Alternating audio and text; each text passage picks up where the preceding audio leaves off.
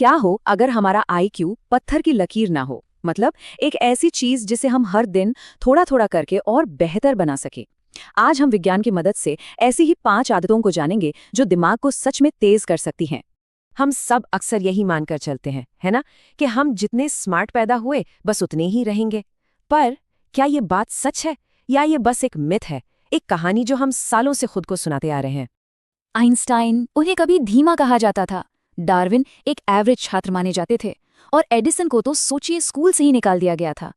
इन सब कहानियों से एक बात तो बिल्कुल साफ है, महानता जन्म से नहीं मिलती, उसे बनाना पड़ता है। इन सब ने अपने दिमाग को एक टूल की तरह इस्तेमाल किया और उसे वक्त के साथ और धारदार बनाया। और साइंस भी यही कहता है, हमारा दिमाग ना बिल्कुल एक मसल की तरह है, जितनी ट्रेनिंग देंगे उतना ही स्ट्रांग बनेगा। तो असली सवाल ये नहीं है कि कोई कितना इंटेलिजेंट है, बल्कि ये है कि वो अपनी इंटेलिजेंस का इस्तेमाल कैसे कर रहा है।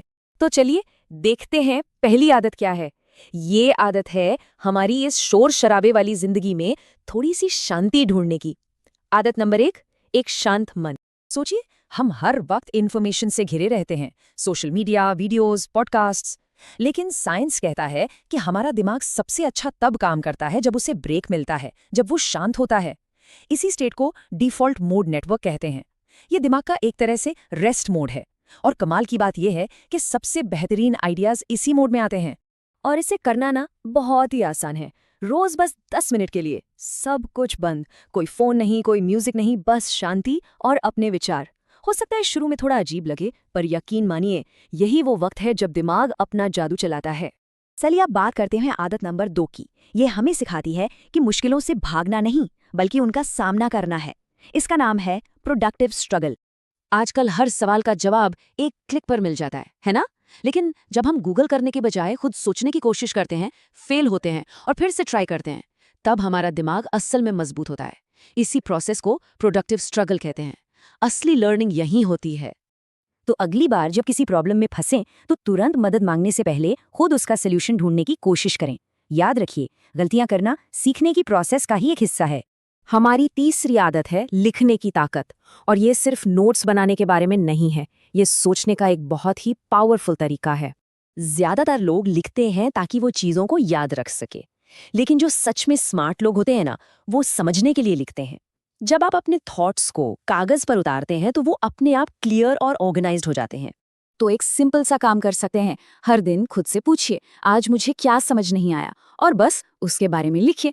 आप हैरान रह जाएंगे कि जवाब आपके अंदर ही छिपा हुआ था। चौथी आदत सिर्फ फैक्ट्स रटने से कहीं आगे की बात है।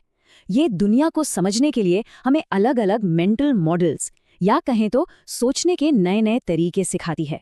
इसे ऐसे समझते हैं, एक होती है लो लेवल थिंकिंग, जिसमें सिर्फ एक पेड़ के पत्ते और टहनियां दिखाई देती हैं, और दूसरी होती है हाई लेवल थिंकिंग, जिसमें पूरा जंगल एक सिस्टम की तरह नजर आता है।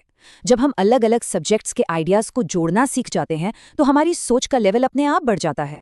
तो खुद को चैलेंज करें, हर हफ्ते कुछ ऐसा सीखें जो आपके कंफर्ट जोन से बिल्कुल बाहर हो, चाहे वो कोई नई लैंग्वेज हो, कोई म्यूजिकल इंस्ट्रूमेंट हो, या कुछ भी नया। और अब आते हैं हमारी आखिरी और शायद सबसे जरूरी आदत पर।